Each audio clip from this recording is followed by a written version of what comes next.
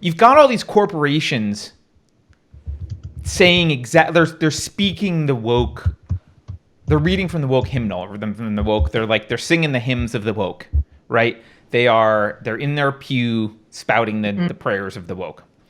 And yes, if you think you're resistance, that's hilarious to me, right? Obviously, because you're not resisting anything, and it's not stunning and brave to say, I'm against racism. Like, good for you. Yes. Right? Nice job, Melissa Milano.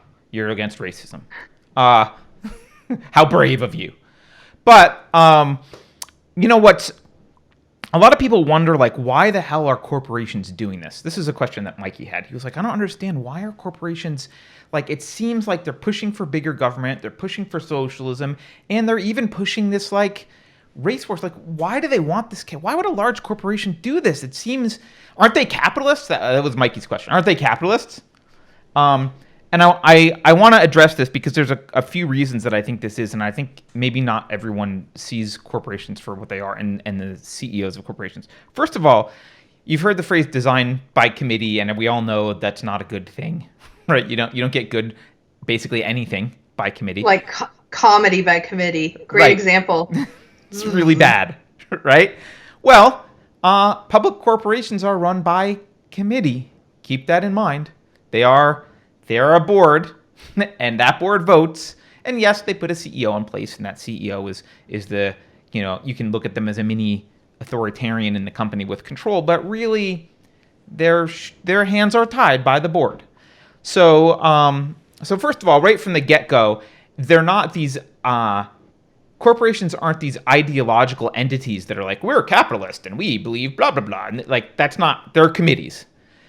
Second of all, they're pragmatists. They're committees of pragmatists. They just want to make more money as a corporation. That's generally their rule, unless they've been converged upon by social justice warriors, in which case they will actually change their goal to propagating this mind virus. But in general, they just want to make more money, right? And so let's talk about a few things. One of them is these corporations are part of a corrupt monetary system, especially large public corporations. And there is a wealth gap in this country. There is a growing wealth gap in this country. Now, there's nothing wrong with a wealth gap, like theoretically, right? However, it does create unrest. And there is something wrong with a wealth gap when it's obtained through coercion. And the wealth gap and corruption. Right, corruption's I would say a form of coercion, and when the government's involved, right? So the wealth gap that you're seeing now is actually maintained. Not all of it, but a lot of it is actually maintained through coercion.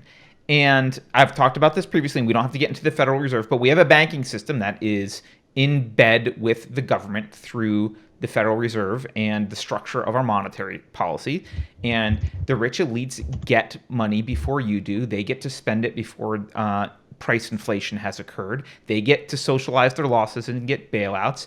So there's an incentive to keep the system going for the people in power. You can think of it as a proto-oligarchy, right?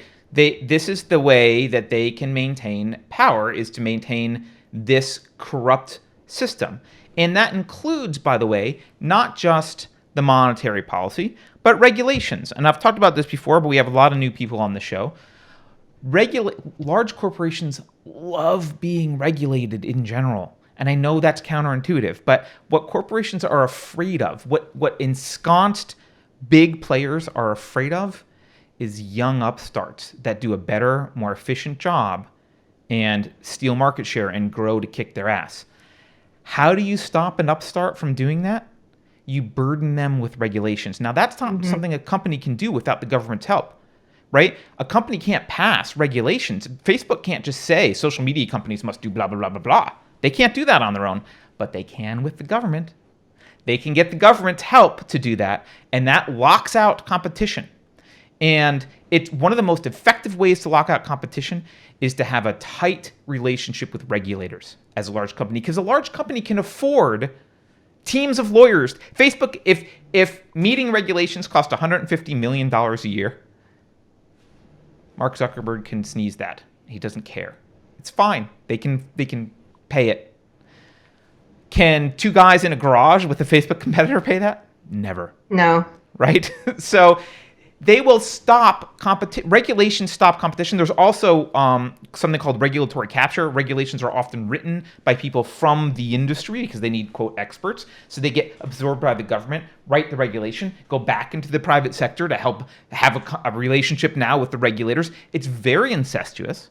And the regulatory agencies are in bed with the companies that they regulate by, I would say by design, but like by default, it has to be that way.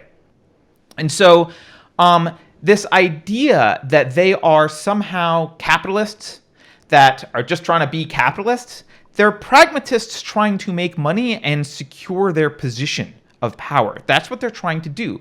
And a tool available to them is the government. It's a major tool available to them. And so that's why they want bureaucracy, and that's why they want regulation, and that's why they're not afraid of more, quote, socialism. Even in the socialism that people are talking about, no one's talking about nationalizing Amazon. Competition, just for my little mind that gets turned off by all this stuff. Sorry. It keeps competition at bay, and it keeps them in a position of power. Yeah, because no one's talking about actually like nationalizing Facebook, right? They're talking about regulating them, which makes Facebook like a default monopoly. That's a great position for Facebook to be in, right? So they're behaving in sort of pragmatic ways that keep them in power and keep them funded, right? They want money and power. Okay, so why support disruptive social movements like Black Lives Matter? Well, and the riots. Well, they need us to be fighting each other because otherwise.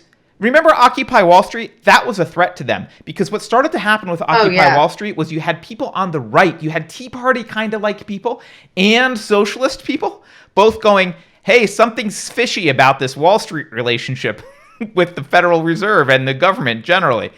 And like suddenly two sides were kind of saying like, yeah, there's something real here, right? And yes, libertarian people were saying, they had different solutions, but they were recognizing a common problem. We can't have that.